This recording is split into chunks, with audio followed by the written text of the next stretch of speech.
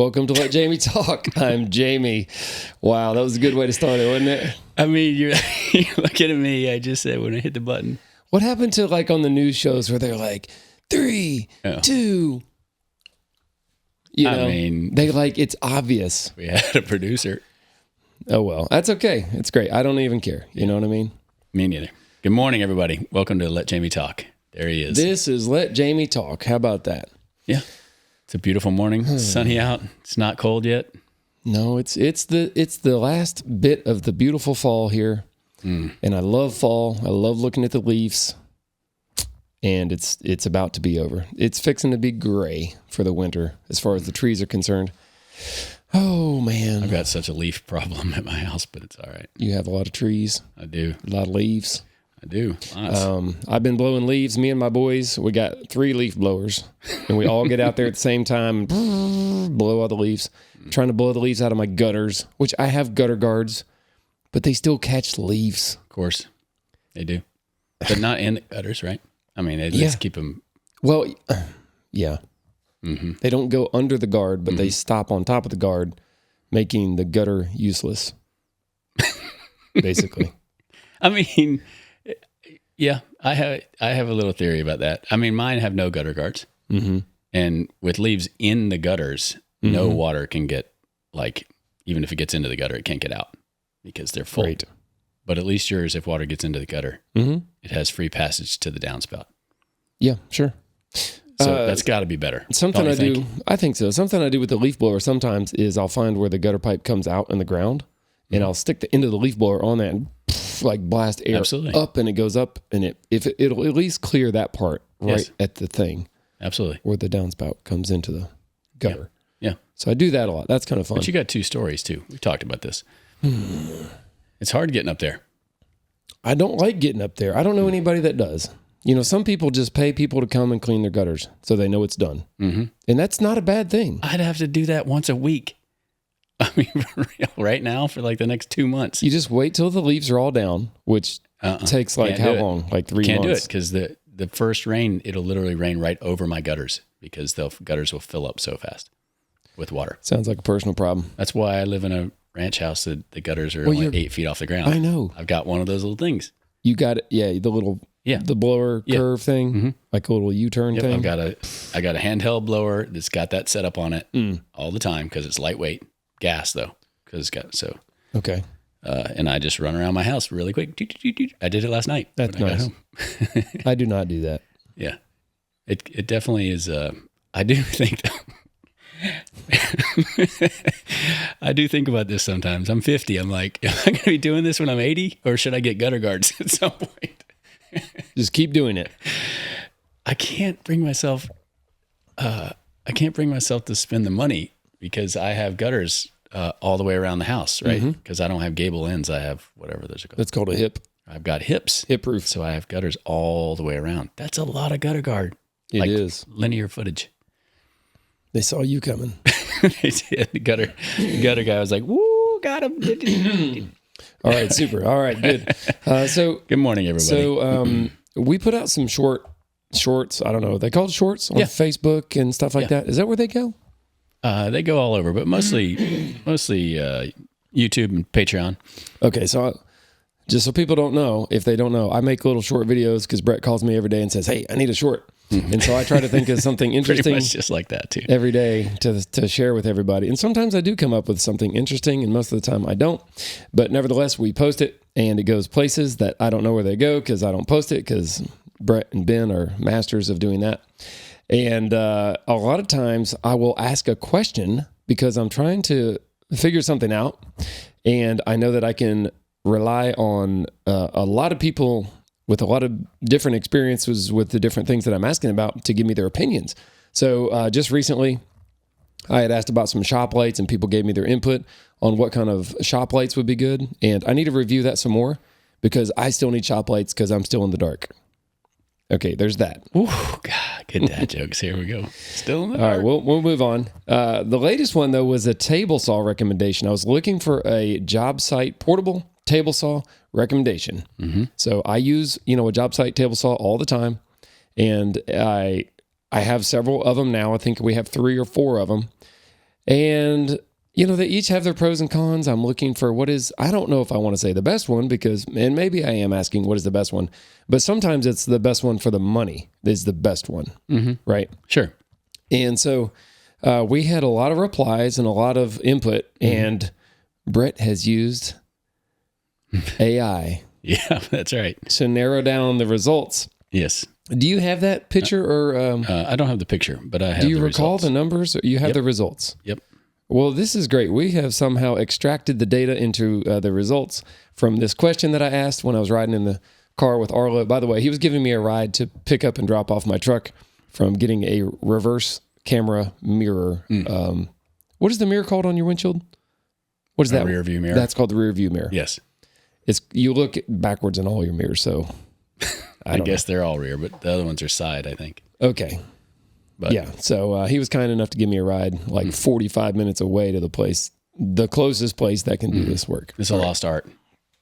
Oh, yeah. Being able to do anything like car stereos and aftermarket stereo and video stuff in cars. Definitely. There's not a lot of places. Was it a lost art or was it ever an art? I guess it's just a thing. Okay, so we had like over 160 people make a comment.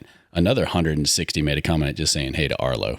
So hello, Arlo, from everybody in the Perkins world. I'll tell him. I'm going to see him right after this podcast. Oh, yeah, that's right, because he's still got your excavator. I'm going to go work for him, dig some dirt. All right, awesome. Okay, so we have DeWalt had 55 votes.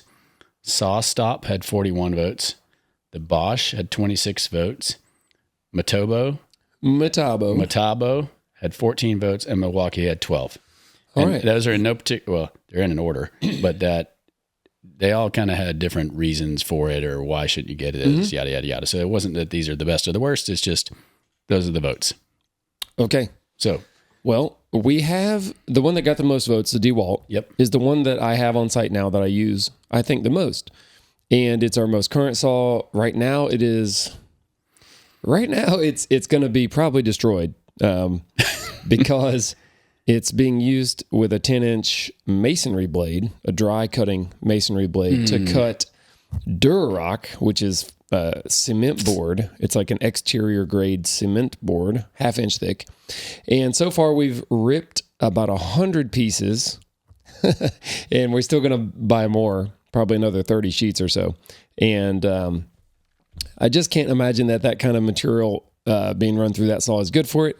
Nevertheless, it is our fastest way to get this and most accurate. And it is important in this case that those cuts are really straight and smooth and clean, accurate, the width of the piece. And so we don't want to be freehanding, with a skill saw or a grinder. And actually, we've got really good dust control with the table saw. It's actually pretty nice. On the DeWalt. Yeah. We've got a vacuum hooked up to it with a bag in the vacuum and the filter. And then we've got some fans blowing the dust away from my workers as well. That is any dust that is escaping the vacuum. And, of course, we have dust masks too. Yep. So that's working good. I was going to show these, but then I totally forgot I was going to show them. So okay. There you go. This is the one he's got right now. There it is. And I will say, in general, I do really like this saw. What I'm finding with almost all of these, the one or two things that end up driving me crazy when they break is the little handle that cranks the blade up or down. And that is usually a multifunction mechanism where there's a little lever and it adjusts the tilt. Okay, that's all worked into one little mechanism. And they're just not built heavy duty. And they're portable and lightweight. So it's kind of like, how do you build it heavy duty and make it light and cheap? It's kind of contradicting things, right? Yep. It's the whole cost. Yep. It's triangle. As good as it can be to be taken to a job site. Yeah. So I don't know. Yep. I don't know what I think. That's why I'm asking everybody. All right. Okay. Number 2 was the saw. Well, we'll get to the saw stuff. Let's talk about the ones you have already. So then you have a Bosch, right? I have a Bosch. I've had multiple of the Bosch kind, and they have been reliable and good. And then all of these have a stand with them, and they fold out and they work pretty good. Most of them. And Jamie's got this one right here, which you can no longer buy, and you can only buy on eBay. I guess, yeah, they came out with maybe a new version of that one. I like that saw. It's been a great saw. It's not terribly loud. The fence is pretty good on it. I do like it in general. Okay. There you go. All right. I would buy it again. There you go. And then you don't have to, though, because you already have it. Yeah. And then the last one here, we have this one. And actually, Milwaukee sent this one to us. It's a battery-powered table saw, but it's only an 8 1/4 blade or 8 1/2 something. 8 1/4. 8 1/4. And it is a great little saw. We use it for ripping trim and finish work. It's great for that. I think it may not excel in thicker material. Like, obviously, it'll just drain the battery faster. So as long as you got batteries, that's great. It is, I think it's built pretty nice. And the handles and the mechanisms that operate the adjustments are pretty nice. The fence is pretty nice. I actually like it. Okay. It is lightweight and small. Like, it is more compact. And we don't have a stand for it. It's just like the picture there. And so you can pick it up, set it on a table, set it on some sawhorses, throw it in your truck. It's really easy to move around. So that is pretty sweet. And I don't even know if we've charged the battery yet. It's been used, I mean, not like all day, each day. It's what size battery?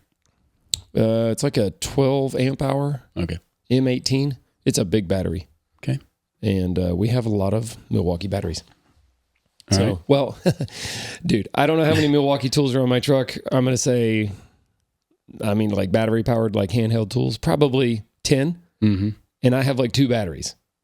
Is that because somebody stole them, like your brother? It's like because they're all in the back of the Subaru? Yeah. During the day, any and everybody Sorry, that Eric. needs a battery grabs a battery from anybody else's vehicle. And we have our initials, you know, marked on them with a Sharpie. But at the end of the day, when I leave or whatever, especially if I leave early or anything, then guess what? All my batteries are still on someone else's tools, and I leave, and then the next day I find that I have 2 batteries or 1. Okay, you pulling up the saw stop? All right, Brett's pulling up the last saw we'll talk about for now. The saw stop, you know, came out with their cabinet saw, which is a stationary workshop saw years ago, and it's a safety saw that supposedly you can't cut yourself with because it has some special technology that can sense your finger. It's maybe like a touch screen. It's the hot dog saw, right? The one they always put the video up. Of, that's right. Both people. And I think that the inventor of this actually made a video where he took his own finger and put it to the blade to prove his. Yep. It better work. I mean, you could do it with one of yours. It wouldn't work. Spares. It probably just cut my fake fingers off because they. No, it's a saw stop. It would stop. Oh, it might not sense it. Yeah, that's right. Well, actually, I do have touch screen fingertips for this that I can. Okay. So we'll see. No, we're not going to see. No, scratch that. Never mind. We're not going to ever see that. Yeah, no. Okay, but they can.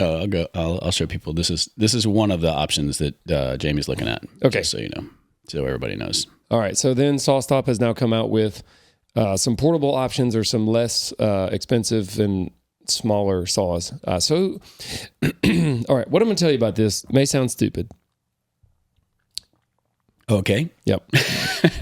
There's no stupid in this room. It's just you and I. Okay. What I do think. Okay, I'm going to say the stupid part first. You ready for this? I'm not looking for a saw with the technology that SawStop has necessarily. I think it's a wonderful feature, but I'm just looking for a quality, reasonably priced saw. Okay. So, I'm not necessarily wanting to buy a SawStop brand because of its saw stopping abilities. I just want a high quality, small-ish, lightweight saw. Yeah. Okay. It might be an added feature, but the cartridge that does the saw stopping feature that makes the blade drop down and makes you not get cut if you stick your hand on it is it could be activated by like wet wood. So like a pressure treated board that's soaking wet and you go to rip a piece, it could trip the thing and basically disable your saw until you get a new blade and a new cartridge and all that. So it can falsely activate on wood that thinks it's you. Interesting.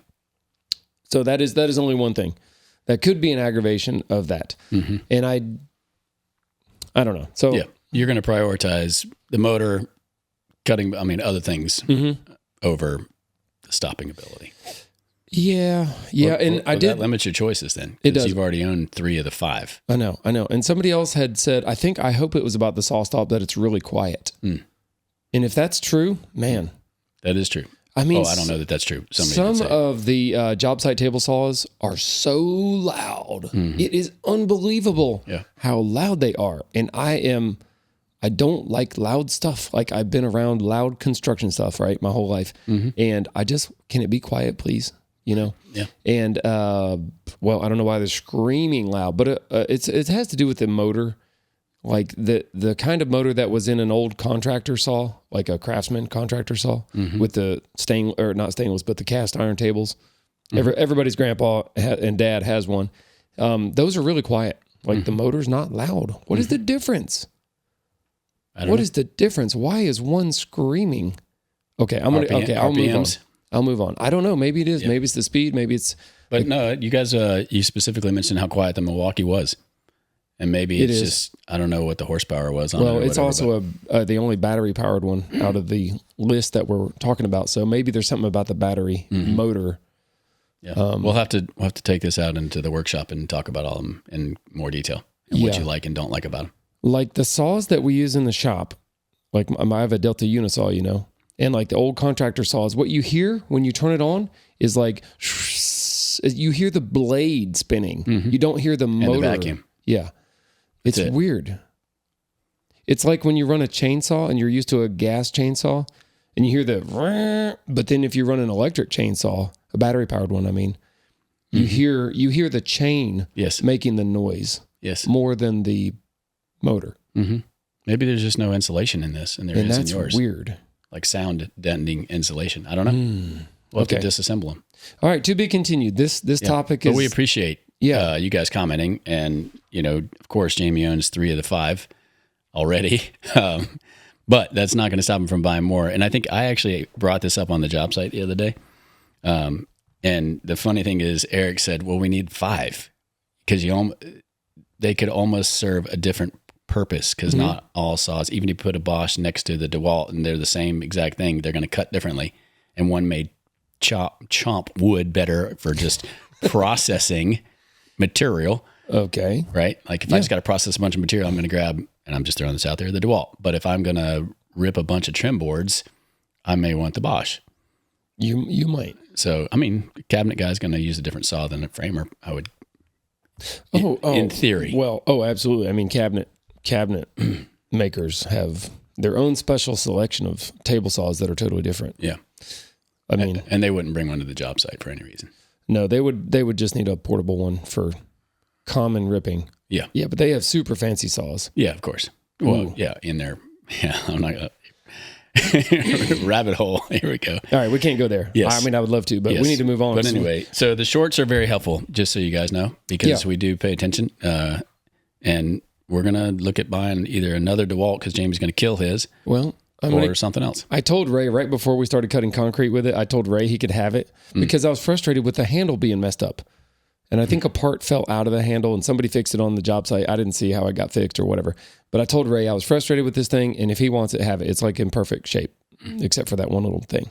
But then we decided to put the concrete blade on it and saw a mile of concrete. So I might owe him a new saw. We'll see, because that one may be dead.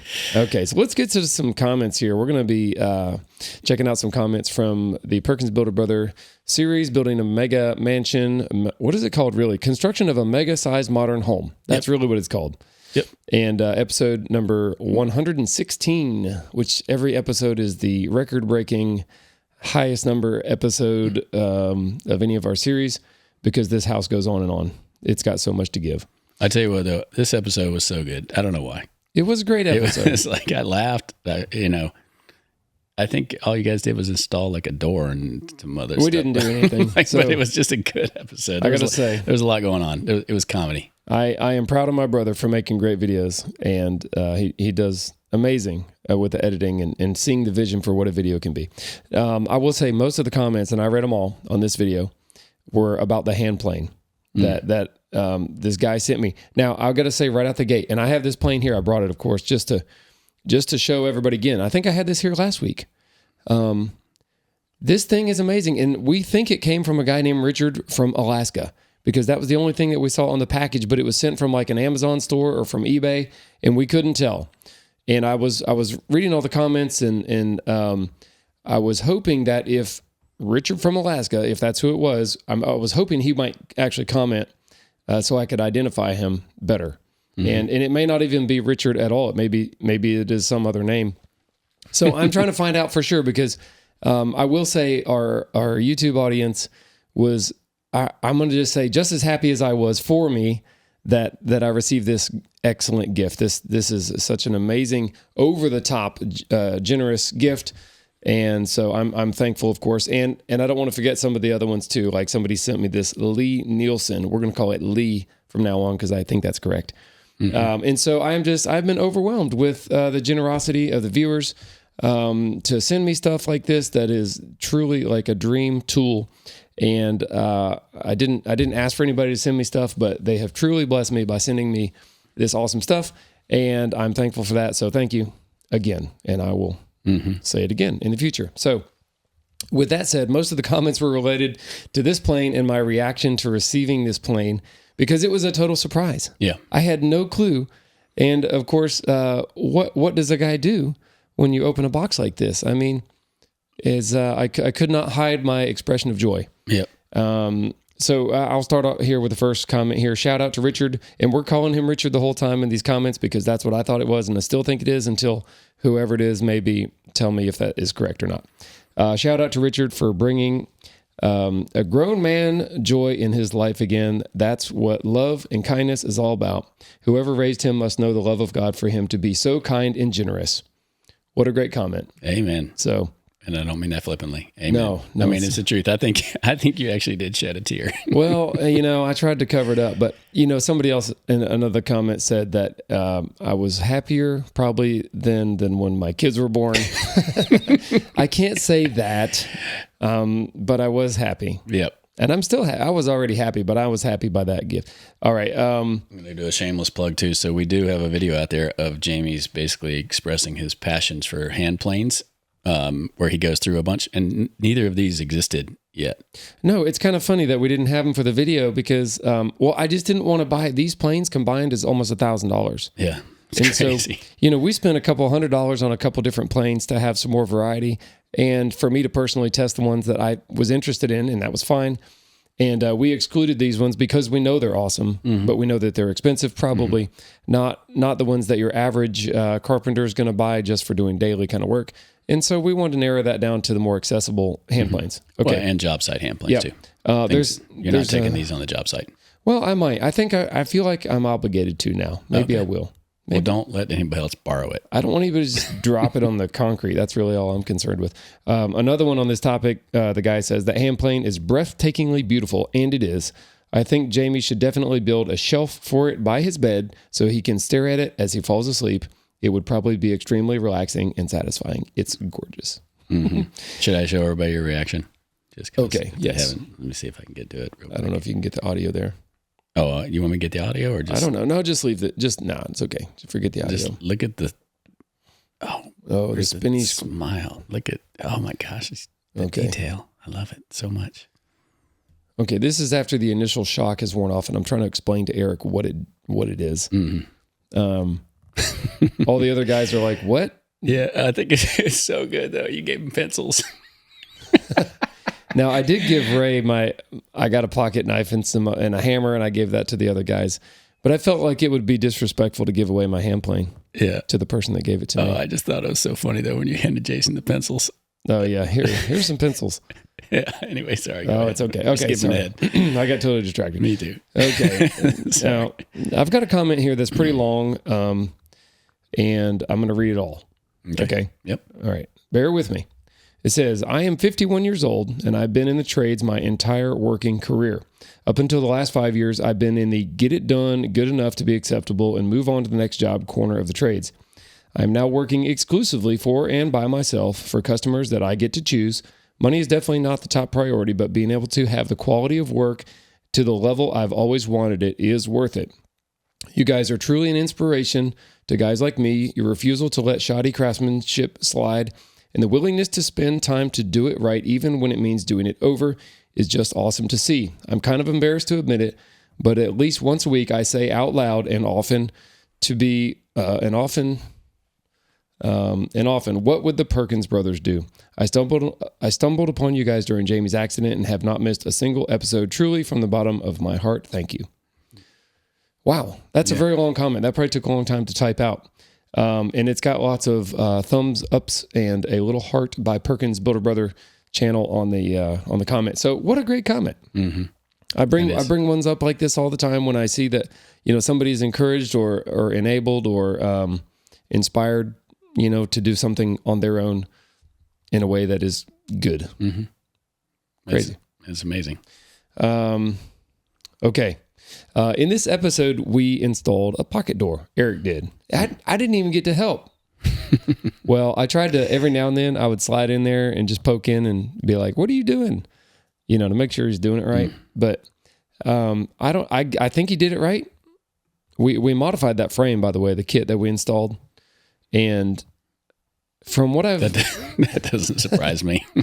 Well, they come with little metal studs with a little wood inserted into a folded up metal channel. Yeah. You can't take the wood out, but the metal gives it rigidity so that it can fit in a really slim, 3/4 thickness, but you can still run screws into it. Mm-hmm. It's wood wrapped in metal.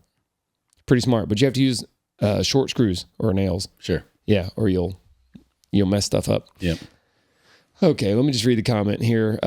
Regarding the pocket door guides for the bottom, you might regret installing them behind the trim. I have had the same kind, and I have periodically had to adjust them based on how the wood moves during seasons, unless you made them very loose from the start. Oh, and you know what? Unless you've installed pocket doors, it's a little bit hard to explain. Eric is doing a good job with this. I don't know. Is that video on there now? Eric is back cutting the trim there to allow it's a little plastic guide at the bottom of the door, and it actually rubs on both sides of the door at the bottom to keep the bottom of the door centered in the opening. And while there may be other methods for this, and another comment, there's the guides right there. There you go. So I don't know if there's anybody that's in love with this system. This is what is common though. And unless you buy a really, really expensive pocket door set, and maybe I have never had one. Mm-hmm. I call my lumber yard that I get all my materials from. I say, hey, send me a pocket door kit, or I call the door shop that I get a lot of doors and windows from. I say, send me the pocket door kit. This is probably what most people use. Mm-hmm. And you can see by those little plastic guides, the idea of this guide is that it is adjustable, that you slide the thing up and down, and because it's tapered, it'll get tighter or looser on the door, and it actually only contacts the corners of the bottom edge of the door so that it doesn't rub the paint on the face or the side of the door. And, I would say I recommend making them a little loose. You could always get in there and shave something down a little bit, but the way that we installed this, you can't get access to these screws again without pulling that piece of trim off. And that's just one of the hassles. I just don't know any other great way to do it other than maybe cutting a slot in the bottom of the door. And, I don't know. I don't know. Like a big track. Yeah, but then, because that's what was on the other one. But that's the barn door, not a pocket door. That's right. That was a surface mounted barn door. Yeah. Now, another factor here that is not maybe pointed out here is that the height of the door has an effect on how tight it is on these two, because the way they're tapered. So if you don't have access to these, you could, on the top, there is access for a little wrench, a little special wrench that's angled and go up inside the track, and you can actually raise and lower the door just a small amount. There's a little bit of adjustment there. And so if you're finding that it's tight and you can't adjust those, then you, there he is, with the wrench. And I think you can adjust those even with the trim on, but if not, I think you put those on last, the pieces of trim, and with screws or something removable, or you can always just pull it out and re-nail it up. But these are the hassles of a pocket door. Some, but not limited to, this list. With all that said, I don't mind a pocket door where a pocket door is helpful. I have one in my house in the laundry. This is in the laundry. If you want to leave it open mostly, you don't want the door in the way. Yep. I actually don't hate them. Yeah. I don't know. Whatever. I think the little trim pieces, I get what the guy's saying, put them on the outside, bring them right back up here so you can see them. But well, they're not pretty. Yeah. They're not pretty. And they get snagged on stuff. I don't want to see that. Well, and actually, let's see. I don't know. The door goes back a certain depth. Right. So when it's all the way in, it's flush with the face trim, which is the true ripped strips. Okay. And these guides, where they're mounted, they do a better job there to where the door can't go behind them. That's right. Potentially. I see. I totally see what you're saying. You'd have to the door would have to be proud past the trim in order to catch those. Well, they do stick back in there a tiny bit, but I'm talking an eighth of an inch, very small. So it's just a bad system. I just don't like. There's got to be something better than this, and I'm sure there is. We just don't know what it is because we keep putting in regular stuff. Yep. No, I see what you're saying. But for the money, it is. I hate the saying it is what it is, but it is what it is. It's not that bad. At least it's adjustable. And once you do it, I was kind of surprised that there was only one screw, and there wasn't because one screw could pivot over time. Right. I told Eric to put 2 screws, so I hope he did. Oh, I don't know if he did. I don't know if he did or not. I didn't watch that part. Oh, but see, you're thinking the same thing I am. Oh yeah, for sure. Like if you only have one, that little thing could continue to. It could move over time. Well, if somebody pushed on the door really hard in one direction, it's going to potentially move. Stop saying that, would you? Okay, sorry. Eric, go back and check and make sure there's 2 screws or stick a nail right through the trim, right through the thing. Yeah. And somebody asked, why is there a gap under the door? There's about an inch under this door, and this is common. Let me switch back. This is a good shot right here. Okay. There's about an inch under the door. We shoot for about 3/4, but the way this system works with you set the header height during the framing, and then the floor thickness could go up and down to make this look a little more or less, but we always leave a gap under the doors so that there's room for the air to move, because you have vents that blow air into rooms and then return vents somewhere, usually in a central space of the house, like a hallway or the large opening or open living room areas. And so that air must travel from a bedroom or a small room back to the return. And that is the pathway for the air to flow. And if you make it tight, your air conditioning will not work really well, and it'll be stuffy in your rooms, or you'll have doors that get sucked shut if they're close to shut when the thing kicks on. Now, there are ways to put return vents, of course, in individual rooms, and we have done that for some reasons. But in general, you get 1 or maybe 2 return vents for a whole level of a house, and then you might have 10 to 12, individual supply vents, we'll call them. Okay. The gap looks bigger there, obviously, than it actually is in reality. If you lay down on the floor and put your head down there with a wide angle lens. Yeah, exactly. There you go. It's not as big as it looks. Okay. Let's see. Oh, man, I got to hit this one real fast. About the hand plane, somebody says, I wish my wife looked at me like Jamie looks at this new hand plane. You look at your wife that way. I do. I don't know if you do or not. But all right, there'll be more pocket door comments, but we'll go on to another one about the stairs. We were templating and adding like plywood shims, we'll call them, to the top of the stairs to get the stair step riser height correct. Now that we have our finished floors installed, we can do the precise math to get every step exactly equally high, and we had to make an adjustment by adding this plywood. So a lot of these shapes were odd and difficult to measure, and we wanted to be pretty accurate. And when it comes time to actually putting the real finished pieces in, we have to be absolutely accurate, right? Don't you have a tool for that? Nope, I don't. Jono has one called the Stairmaster jig, but it's a basic tool for a standard tread. Oh, so it's a rectangle. It is. It doesn't do fancy stuff. But I actually make templates for even the finished treads.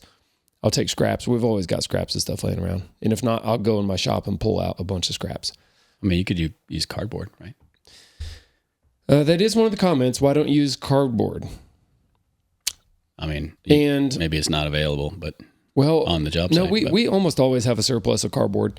I will say, and we'll just go ahead and do that now, because it'd be very difficult to even measure and cut a piece of cardboard to fit. Like, even that is difficult. Mm-hmm. And so the beauty of using scraps here is that you just slide each, it's a little shorter than it needs to be, and you just slide that to each line and then nail them together.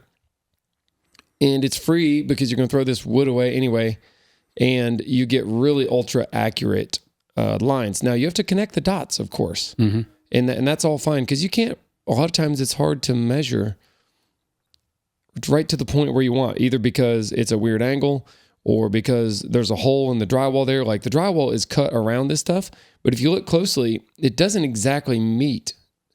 The 2 points of the drywall surface and the stair tread don't meet. Mm-hmm. There's a gap. So you're sort of guessing. So like where right down in like this area. Yeah. You're sort of guessing what will fit. Okay. And so how do you be accurate when there's no point to measure to? Mm-hmm. And so by actually just capturing the straight lines in a mid segment of it, you just run those points so they connect. And in essence, that's it. I mean, I think you said it in the video. You basically took all the math out of it. I mean, like this is as easy as it gets. It is. Now I've got a comment here. We didn't know what to call those shapes. And somebody says, any shape with more than two sides you can call a polygon. There are many names for all those odd shapes, but polygon covers them all. So just keep that word on top of your shape names. Sweet. How many were there? Polygon. How many what's? How many polygons? And are any of them the same? 1, 2, 3, 4 plus 3, 7 in each one. So 14 total. Two sets of steps. Okay. Yep. But they weren't like the one above that the caulk gun's sitting on. It's not the same, right? You had to do this for everyone. Yes. Okay. They're not. Did you try to see if any okay? No, I didn't. Once you cut your plywood, you didn't go like, ooh, does it fit there? Does it fit there? I probably could have. It probably would have worked. I mean, the upper set is a duplicate of the downstairs set, at least in the vertical, if you drew lines straight up in the air. But the height of them is not exactly the same. They vary just by the tiniest bit. Okay. And that wouldn't change the shape, though. You're right. Okay. How long did it take you? I mean, it was spread out over a couple of days because my days were really chopped up. But say it took one day to do all the steps, the whole two sets. Fair enough. I mean, yeah, but you did that that was real time, making the template and taking it out there, and that was like nothing. No, it's fast. It really is fast. Yeah. And I used a ton of Lexcel to stick them down in boxes of those staples. So your brother said one whatever sleeve per, or whatever you call it. Clip, sleeve. One clip. Yeah. It was necessary. It was fun too. All right, now we're going to get into some tools here, or some jigs that I didn't know existed. Okay. Yes, somebody commented here, you should use a stair spider tool. It's so easy to measure out the stair treads. And so I just right now, before we started recording, I pulled up the spider tool, stair spider. And if you can pull it up there for everybody to see, it looks amazing. And I'm seeing that, scroll down, go to Google image. There you go. Okay. Yep. There it is. And these are the exact same kind of shape of steps that we are building. And, all right, we got a cookie. You're going to have to accept some cookies for us to see this thing. Dink. There you go. Right there. Mm-hmm. Look at that. And excuse me, I have never seen a tool like this. Now, whether it can completely and accurately capture the shape, I don't know, but it looks like it can. It does. It looks like it, but if I analyze that, like I'm going to actually cut that piece, it's not actually capturing all the information, but it is way more than what a standard, any kind of regular template could do. So this is pretty cool. Mm-hmm. I am actually very impressed with that. What a good name too. The Spider 6-piece stair gauge. Stair Spider 6-piece. Well, anyway. Yep. That's very cool. Yep. There's another is there another picture of it there? You can back up and just show one more picture on a different stair. There you go. Just there you go. This one? Yeah, that one's good. Okay, so that's a pretty good. That one actually may be capturing all of the data needed to do that step. Let's see if I can get it bigger. And at least it's I'm sure it's highly accurate, and at least it's reusable. Like, my templates, I make one and I throw it away. Mm-hmm. But it helps me clean up the job site. Yeah. Yeah. I mean, the only place it looks like it maybe not is like I think on the other step you had a little weird indentation right here on yours. Yeah, that one is doing good. That is actually pretty nice. Those are some dirty stuff. What are those steps? I think it's concrete. Yeah, it looks that way. Anyway, that's very cool. I'm excited. Stair spider school. Stair spider tool. There you go. Yep. And there are more simple ones for regular shaped treads, and there are other companies, it looks like, just in my quick search, that makes a similar tool to help us out. And that's great. I'm excited about that. Okay, another one in the same topic says, you should use a tick stick. Look it up. That's the comment. You should use a tick stick. Look it up. And I did. And I'm a little confused about what the tick stick... It's apparently a stick that you make. It's not a thing to buy. And I'm looking at pictures of people using it. Or maybe you can buy it. Let's see. And maybe there's more than one thing called a tick stick. And I am seeing some ticks as well, like the kinds in the woods that get on you and bite you, but that's not what we're talking about. I may have to watch a video about the tick stick because it's kind of a uniquely shaped, spear-shaped piece of wood with some notches. Brett, what do you think? You got it figured out yet? I mean, I don't know how to use it, but I mean, this is it, right? This is what you're talking about? Oh, well, we could watch a video. There's a video about how to make a tick stick. How to use and make. Okay, well, that'll have to be for later, but did you show a picture of it? That's the thing. Mm-hmm. I don't know. Maybe it's... Well, we're not listening to the video. We're just seeing it. We're seeing the video. We're just looking at it. So... See if I can find a tick stick. This must be some kind of... That's the tick stick, that little thing. But he's got a bunch. So maybe you take a piece that is smaller than the piece that you're going to use, and you use it to make these markings. Yes, that's exactly what it is. With the angles. Is that how it works? That's exactly what it is. So you take a piece smaller. This piece, and then you lay it on top, and it's transposing. And then you extend those lines out to their points. That seems like I way think more that's work. Right. That seems like way more work than... Well, it takes precision realignment on your actual workpiece, whereas when you nail or glue a template together, you slap it on there, you trace it, it's done. Mm-hmm. I mean, no, I'm not saying this is a bad way to do it. It's not. Mm-hmm. But I think I would still prefer my templating. But that is a very cool technique that I have never seen. So thank you for bringing that up. Mm-hmm. The template is fast and easy, no thinking, no realigning, and room for error. It is fixed. And I mentioned on the video that I got this idea of templating like this from the granite countertop people, because when they do an old school template before computers got involved and all these plotting software, they would take little 2-inch wide strips of Luan plywood and they would just hot glue them together, and they would pick up these. I mean, they're like flimsy and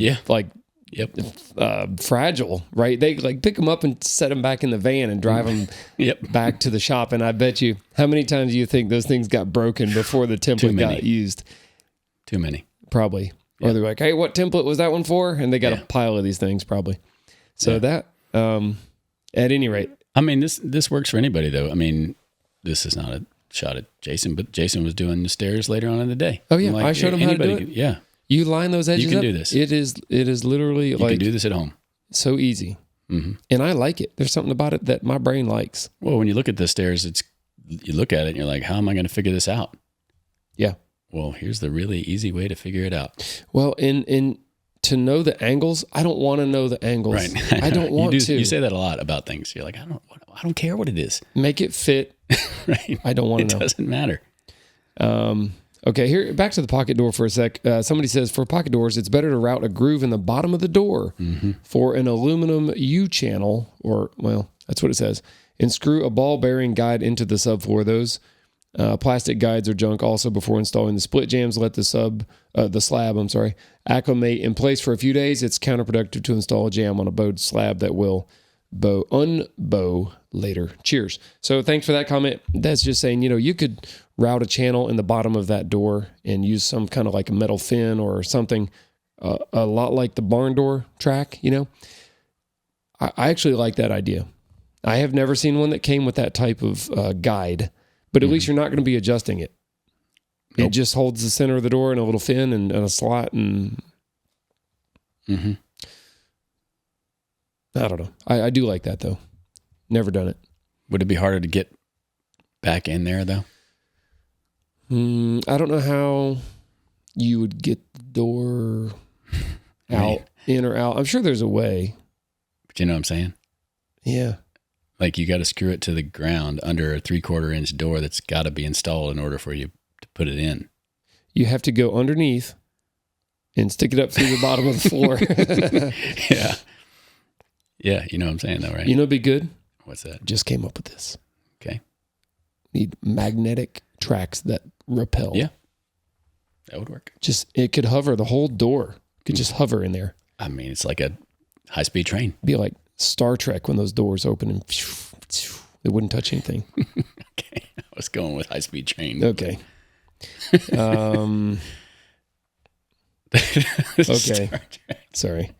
Did you not watch Star Trek growing up? Did you not watch that? Of course I did. I think everybody did. I mean, I'm older than you. Of course I did. Dude, I loved watching Star Trek. Captain Kirk, baby. Spock. Scott.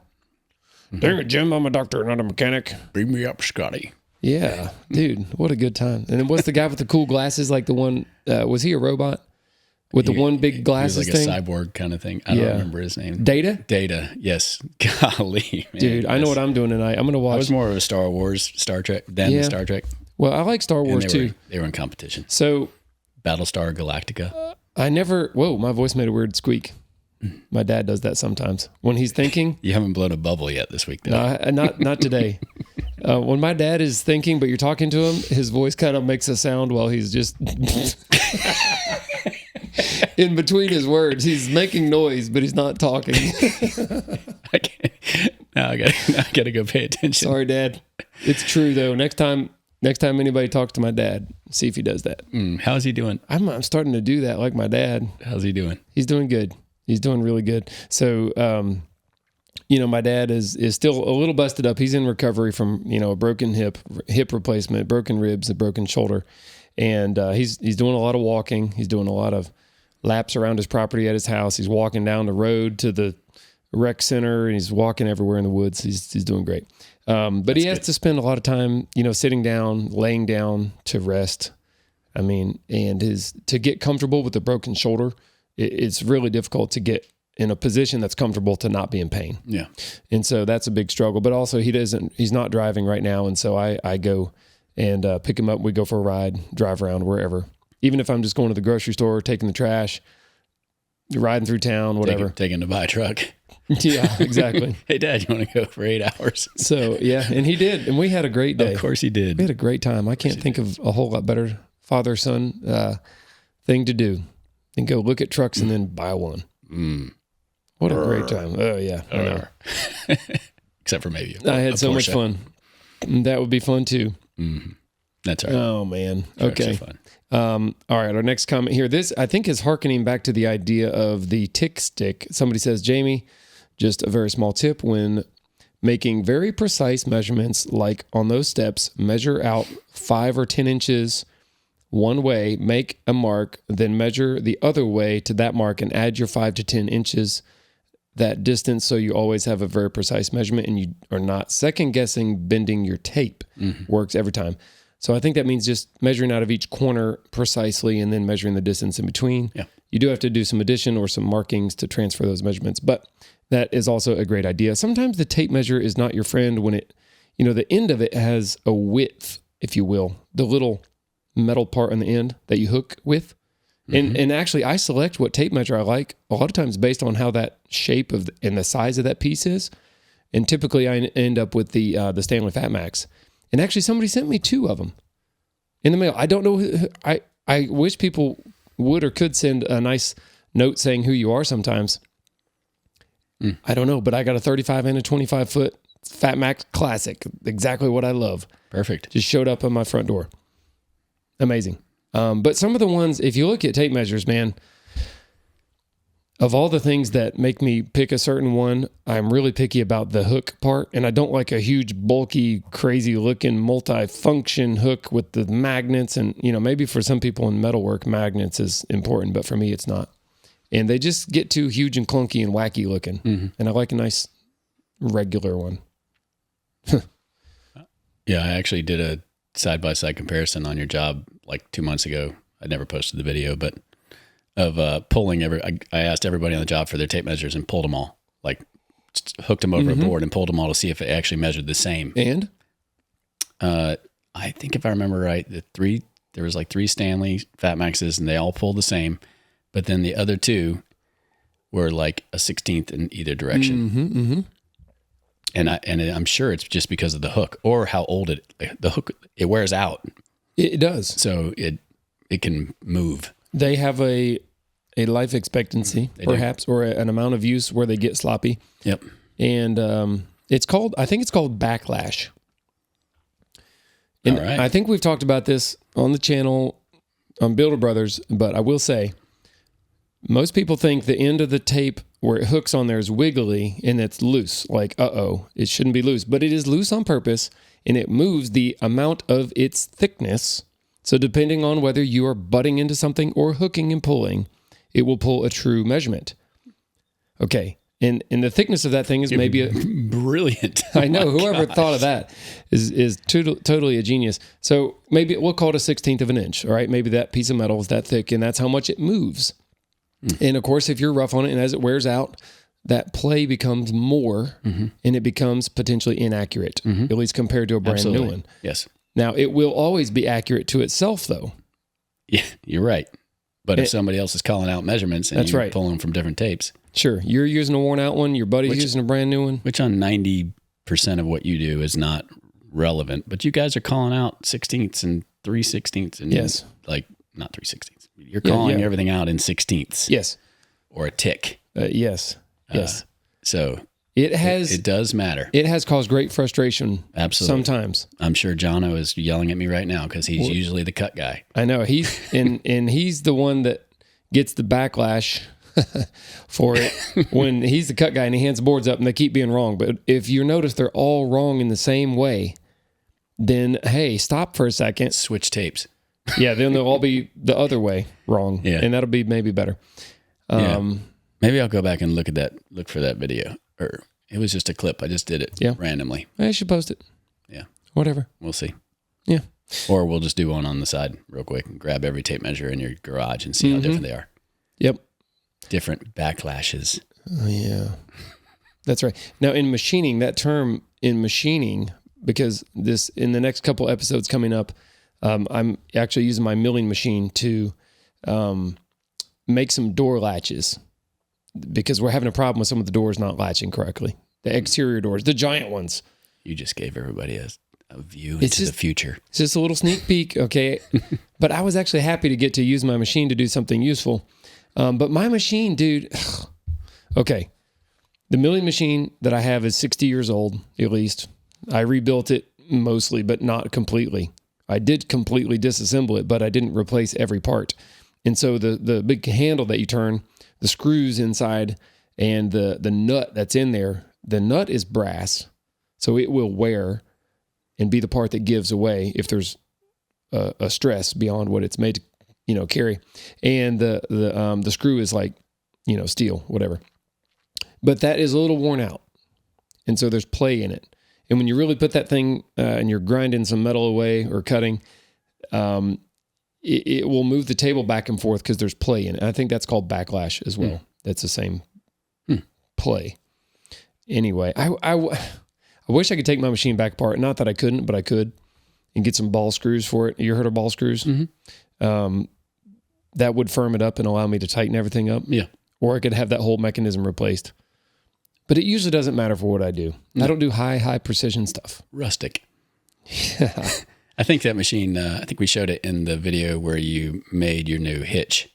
Yeah, that's right. Where you wallered it out. Wallered it out. Because you had play in your hitch and you needed to, what did you do? You sleeved it, right? I did. Yeah. I put a giant sleeve. Yeah, I would call it that. Yeah, for the pin to go through. Mm-hmm. Took all the play out of that. Right. That's right. It did. It's great. I use it every day still. Yeah. So there's a video on how to do that. And Jamie's metal lathe is in it. I saved $50 by doing that. Cost you 8 hours of your life. That's okay. I had a fun time. It's exactly what you wanted. I can tell you that. It is. And I do stuff for me for fun that is fun for me. Absolutely. Yep. So whatever. All right, then. Here's another comment saying that the saw stop table saw is quiet. Okay, so I like that. I'm going to skip over that one, sort of, but I had to mention that. Okay, so somebody's asking if on the pocket door the guides should have been, let's see, they should not be horizontal and not vertical, like turn them 90 degrees, and you should allow them to be adjusted and not have to use shims. I'm not real sure. I'm trying to visualize what that would mean to turn them 90 degrees. Yeah, so they'd lay flat this way. Oh, on the floor. Oh, by the way, look, 2 screws. Oh, good. There is 2 screws. But what he's saying is you had to put the shim in because he put them vertically. Okay. If he put them this way, like with the wedge going up this way, you know? Yes. It would have been long enough to catch. You know what's funny is that we're still trying to figure this out, but the door is totally done. Doesn't matter. It doesn't matter. And But, it works great. I didn't take a picture of this Works comment. great. Never going to wear out. No play. Nothing. It'll be fine. Yep. Amen. Somebody says, you must not install pocket doors very much. I mean, you only and we build don't. 2 houses a year. How many pocket doors do you do? Maybe, Even if there's one in every house, it's only 2 a year. I know, and there's not one in every house. So yes, you got me. We don't install these often, and maybe we're not the most efficient at it, but we are trying to do a great job in making it work and look beautiful. Mm-hmm. So I thought it was really funny though, and I think Eric mentions it. The door itself is bowed. Well, that is a big door, and so when you look, I can't find it. But I know what you mean. Once you put all the trim in, I wish you showed like the vertical like door, because I bet you there's a gap that's not equal on each side just because of the door. Maybe not. This door has been on site for weeks and weeks. It came flat on a pallet, and whether or not. Whether the door is bowed, and I think it is a little bit. That's what he's doing there. And or whether these studs are bowed. Those are 2x10s, by the way. So we exchanged the metal studs that came with the pocket door kit for real 2x10s that we hand selected that were perfectly straight, and hopefully will stay that way and give us a better wall to assemble the rest of the thing too. Yeah. Mm-hmm. Dude, it is so tough. Just seeing this view of the door, it is so tough with the other style of studs, the metal studs that they come with, to shoot or screw into the edge of them for these pieces that he's putting on. It is incredibly difficult and frustrating because there's only a tiny little oval shaped slot every 1 foot up the length of it that you are able to attach to. Mm-hmm. It's not like a solid wood edge like this. You can shoot finish nails or finish screws or whatever. Drywall screws. Dude, how many times have I tried to... I'm so worried if I shoot a nail or a screw, it's going to hit the metal part and go into the door. And I've done it. I have done that. There's also not a lot behind, like that's a 3-foot section of wall. Somebody's going to hang something on the wall and it's just going to go right into it. Unless you give them something to nail to. Well, we were lucky this was a 2x6 wall.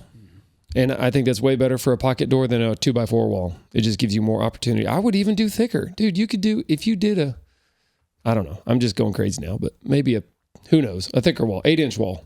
If you did an 8-inch wall, you could totally be winning. I mean, you know what it makes me want to do is just build my own stinking hardware for the whole stupid thing, and then I can make whatever I want. Not going to happen. Next. Okay. Sorry. All right. Brett knows me. He knows I don't have that kind of time to entertain those kind of thoughts. I do have those thoughts a lot. Mm-hmm. And sometimes when nobody's around, I do the things that I want to try, and nobody's there to tell me no. Yeah. I mean... And even if it's a flop, I did it and I think, well, that was stupid. Okay. But now you know. Yeah. So it's all good. Okay. So you see, I did that again. Oh, man. What are you doing? I'm making a weird sound without talking. Yeah, but you're not coughing as much this morning. I'm not, dude. I took some Mucinex this week, but then I quit. I don't know. Because it gave you the yips on dude. Wednesday. What? Jamie calls me on I don't know, Wednesday morning, I think. It's like Jamie and I talk about it every morning about 8:00. Then he calls me and he's just like, what are you doing this? I was like, what are you doing? He's like, I took some Mucinex and I feel all funky here. I can't remember what you said, but I was like thinking about it. I don't think Mucinex has like anything in it that would give you the jitters. I don't know. It was a generic brand. I don't know. Funny. I was like, I'm not sure Mucinex has anything to do with what you're feeling today, but you're on fire. And then yesterday when I talked to him, he was dragging. So maybe you should continue the music. I don't know what I took. I don't know what it was. You just grabbed a bottle? No, it was already out of the bottle. It was just a pill on the counter. I don't know what we have. Dude, we have... Oh God! Listen, Sorry, we have so much prescription medicine from my wife, and she's had some medical history. Mm-hmm. And not that we leave pills, we don't leave stuff laying around. Okay, it's like that. But and all my kids, and every time they've ever been sick, and we have prescription bottles for any and every ailment you can imagine. in our cabinet. Actually, my wife is extremely organized with our medicine cabinet thing in the mudroom. This is cool because like if she's like, hey, get the such and such for this kid and it's in the thing. And I'm like, oh, goodness, what is it? She has it organized in baskets. There's like 6 or 8 baskets. By each kid? Or 9. I think there's 9. Use. Okay. So there's like cold and cough. There's like kids. There's like allergies. There's like Band-Aids and Neosporin. There's prescription. There. I mean, you name it. It's categorized. It's very organized. Up and out of reach behind a locked key, right? It's up high. Yeah, definitely. It's pretty crazy. And periodically we do take, extra leftover medications and, dispose of them in the proper way. There's a place for that. Anyway, sorry about that. Oh man. Your lack of coughing. Are we done yet? No, dude. We're rolling right now. All right. I don't know how many comments you got. I got a few more. I mean, I'm looking. Okay. Actually, let me look. I'm going to tell you how many.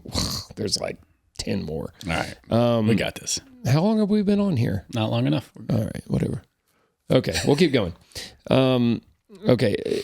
In this video, and maybe the ones around this one, we keep bouncing back and forth to the new job site. It's a big dirt site. All right. And I've been working hard on getting that one going, but we'll that'll be for later. Okay. Somebody asked here, did you do any trenching around the job site so you don't have a river going through it like you did when you were pouring footings on Brock's footers? And, in the very first couple of videos, we had some major problems when it started pouring rain. I mean, a lot of rain, not just, it's raining now. It was, I don't know what to call a lot of rain. What do you call it?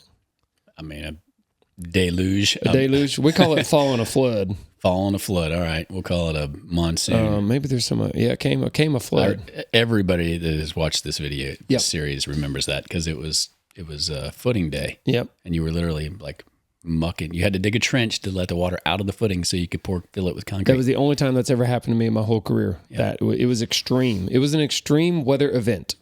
Perfect. Yep. Now I will say that the road that went above the house site did at Brock's. It did shed some water, or the site did shed water down into the basement excavation. There was waterfalls coming into it. And so that was not good. Although even just the water that it would have caught on the flat area would have been enough to cause similar problems. On this site, however, is that on that picture there? Oh, it can be. Yeah, let's show this. There you go. Okay, this is the basement excavation. Now it has changed some from what it looks like in this picture, but in essence, it'll be the same. The lower level grade is where the basement is going to be built is totally flat. Okay, so any water that lands on that, it stays there. Out at the front edge, there is a place for water to escape down to the right side of the screen. It's kind of blurry, but right there is an escape pathway for the water to go off of the site, whereas the least amount of backfill dirt, it'll go into the woods, natural woods. So it doesn't run through the fill dirt because it'll cut, we call it, of course, a channel into the fill. That's happened to Brock's. It has, very bad. So this one is going pretty good. Now, at the top of the site, can you go back? Well, I don't know if you want to or not, but at the top of the site, the top edge is basically flat around the perimeter. Right there, that's the top. Good. So basically, the grade, we call it, the dirt itself. Oh, there's a good shot. So this is the top edge? Yep. Is sloped back from the basement back toward that vehicle there and toward the back bank that's on the bottom of the screen. So any water that lands on the upper parking lot will not flow down into the basement. That's by design. Okay. Good grading. Okay. All right. We'll do more dives on this project coming up too. So just. Oh yeah. There's a lot more to come. That was a really long answer. Sorry about that. That's the name of the show. Yeah. Here's a great comment. We were using cardboard to cover the floor and some floor covering material to cover the finished floors in the mega house. And somebody said, hey, just a thought, is that barricade tape safe for finished floor? So we use a tape to stick it down to the floor. Here in Canada, we have a similar product that when removed will take the finish right off the finished hardwood floors. We usually use that tape only to tape cardboard together. Then we use painter's tape to tape cardboard to the floor. And there's a good distinction there between taping the cardboard to itself and taping the cardboard to the floor. So we are taping the cardboard to the floor with the same tape. And we did some testing with it before we went crazy through the whole house to determine if it would stick and if it would leave a residue or stick so hard that it peeled the finish. And it seemed to be just right. It stuck good enough, but then you could peel it off easily, and it had absolutely no residue or no strong bond to the floor. And I tried painter's tape, and painter's tape would not stick to this floor. All the stuff, it peeled up immediately. Like you could walk away, come back 10 minutes, it would be peeled up because that the ram board, dude, it wants to roll up. You know what I'm saying? Mm-hmm. So yeah, that tape is called Barricade, I guess. Mm-hmm. Barricade seam tape. Seam tape. I don't know what kind of seam that is made for, but it's the cheapest tape of that type that I could find at the hardware store, and I bought like a dozen rolls of it. Okay. And it was fast, and there's really a lot of it on a roll, 165 feet or something. Okay. So I just randomly picked that up because it seemed to be the cheapest length of tape that I could buy. Oh, you hear that? I hear the train. Yeah. It's Polar Express season here, y'all, in Bryson City, North Carolina. That's right. Great Smoky Mountain Railroad. You want to come visit? This is a great time of year. Bring your kids, grandkids, dress up in your pajamas. It's weird to live in a place for the next 2 months. It's not weird. It's actually kind of cool, but man, it is. People wear pajamas, and by people, I mean all generations. Multi-generational families will be here. Grandparents, parents, kids, grandkids. Yep, and they'll wear matching. All be wearing pajamas for the next 2 months, just rolling around at the bar, drinking a beer, or coming to BCO in their pajamas. I think it's cool. Looking for some Perkins Builder Brothers merch. I think it's cool here. Me too. I think it's fun. Let's see here. Hey, I don't know about another table saw. I don't know if this is a table saw. And so maybe I need to look it up, or you do. A Festool SYS50. Let's see what that is. Somebody says here, the Festool SYS50 is quieter and has a much nicer form factor, but good to see other brands getting in on the quiet and battery operated Jobsite Boom bandwagon. All right, so we don't use a ton of Festool, but I guess, I don't know, is that a European company? Is it I don't know anything about geography, but no, Festool. I don't either. Festool, I think it's a European brand. I mean, okay, so Brett's going to see what it is. Is that it right there? Yeah. It's a table saw. It is. Wow, it doesn't look like your traditional table saw, does it? It looks European. Yep. Whatever that means. I actually do have some Festool stuff, but it's a high end. I mean, it's a $2,000 table saw with a battery. So I don't know if they make a plug-in saw too. I should go. There is a nice woodworking shop in Asheville I go to a lot. It's called the Klingspors Woodworking Shop. And that's, they do carry Festool.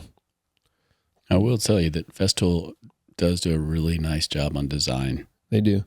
And they really focus on dust extraction and containing dust, all their tools. They have excellent, like you could go in a finished house and work and not make a big mess. So that's really nice.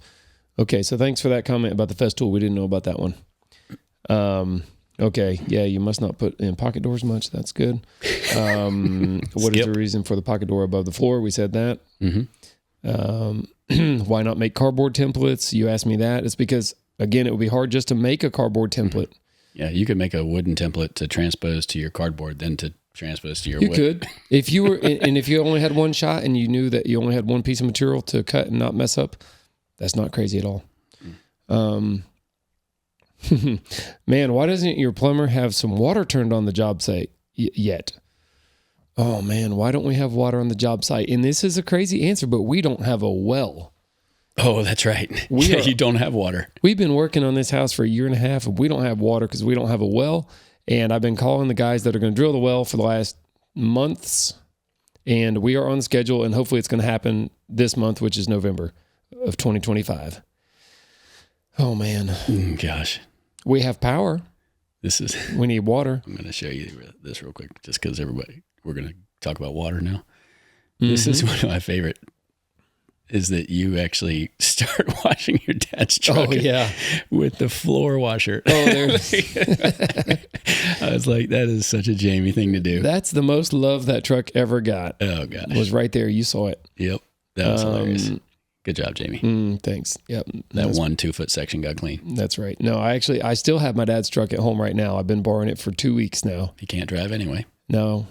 So I gotta wash it up and get it back to him now that my truck is pretty much fixed. He'll be mad at you that it's clean. It had like 18 years of dirt. Yeah, for sure. Okay, man. All right, back to the stairs for a second. Okay. This comment really... Oh, hey. It really caught me because somebody's... All right, here we go. And I'm not reading the names of the people who made these comments because they're hard to read most of the time. That's okay. That's the only reason. They'll know. Okay, comment is, okay, I just have to ask, for such a big house, why such small and weird stairs? To be honest, if that was my house, I'd want nice, wide, easy to walk treads. No disrespect to the owner, but he's a pretty big guy and I can see him tripping off on the steps. Otherwise, another great video and can't wait to see how it all ends. All right, so the explanation for why this... Oh, I hear the train again. That's a steam engine. It is. Y'all. The reason the stairs are like they are, like in the triangle shapes, and we call those winders, and it's maybe not my first pick for kinds of steps, given other options, but the final design for this house was presented to me in a plan, and it called for 8-foot ceilings in the basement and only a 1-foot tall floor joist member. That would have been what we call an I-joist or a TGI, made of plywood or OSB and some framing. An engineered wood joist, okay? The engineered wood floor joist does not allow ductwork to pass through the floor system, well, except in one direction. Mm-hmm. So you can't cross anything. And there's no... You can't cut it? I mean, well, you can do anything.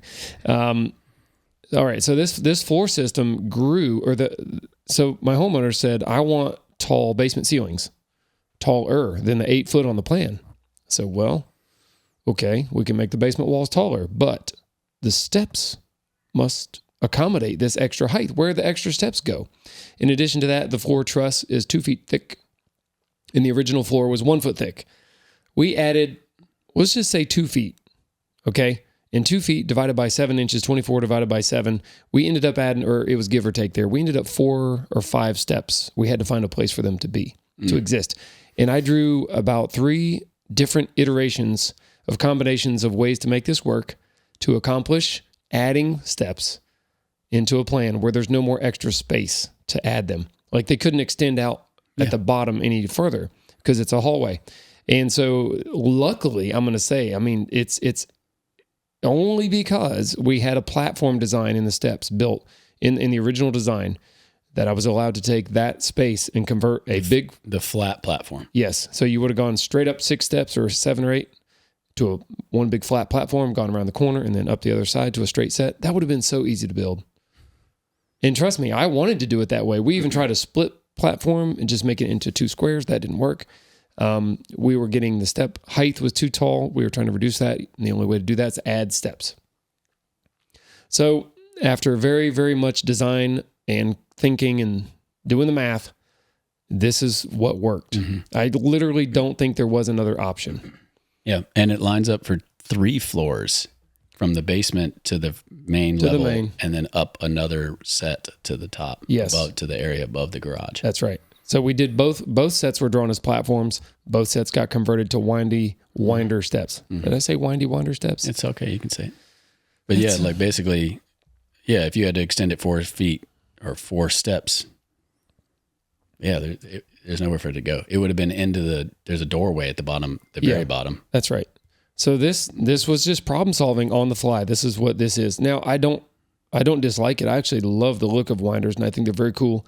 I do like to build them, but they cost more money because they're more difficult to build. They take more time to build. The materials, you have more waste in your materials around especially the odd shaped one. What are they called? Polygons? Mm-hmm. Yeah. So, they're not small. No, they are not small, and they do pass code, and they walk just fine. If you close your eyes and walk and hold the handrail, your feet are going to walk in what we call the walk path, and that is where the steps are designed to function correctly with the rise and the run. If you could totally walk up it without looking, and you would feel like normal steps. Sweet. Yep. There you go. Okay. All right. That was a pretty long one. Hey, that was the last one. No. Did I skip some? It's got to be more. Yeah, no, I did skip some, but there were ones that we sort of answered without me reading them. Okay. Holy moly. Well, that was a lot. Can we talk about... No, we're done. I don't really care. Okay. that was enough. That was enough for today. I was going to talk about What? Oh, the the curling. I can't believe can you didn't play bring the up curling. can you play the curling clip? Yeah. If you can find it there. Well, we like to have fun on the job. You know, every now and then we get a chance.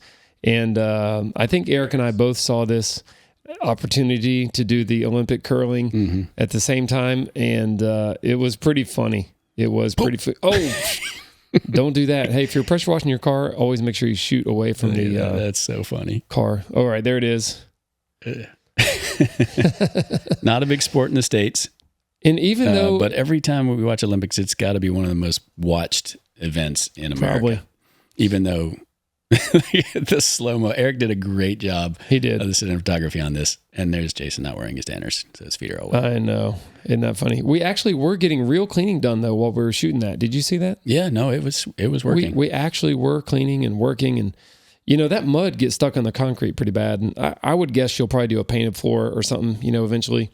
Maybe epoxy or something. But for now, we just had to get the mud off of it. So that's all good. But all right, well, this has been pretty fun. This has been a good time. I mean, I cried, I think, during some laughing episodes. There's more fun to be had.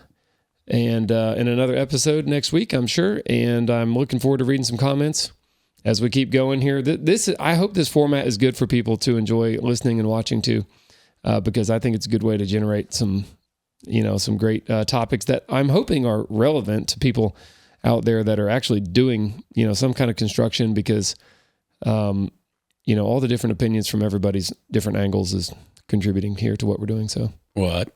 Yeah, I mean, today, too, we had some good deep dives on some important stuff. I mean, even just the last thing about the stairs, why would you do that? Well, we didn't have a choice. Yeah. And you got to sometimes build. But, you know, one thing leads to another. And that's one of the reasons people pay you guys and people like you to do what you do. I guess. I mean, you got to think so far ahead and, you know, the law of unintended consequences. There you go. All right. Well, we're going to wrap it up. Thanks again, everybody, for being with us, watching, listening, and be curious. And if you don't know, just ask. Thanks, y'all.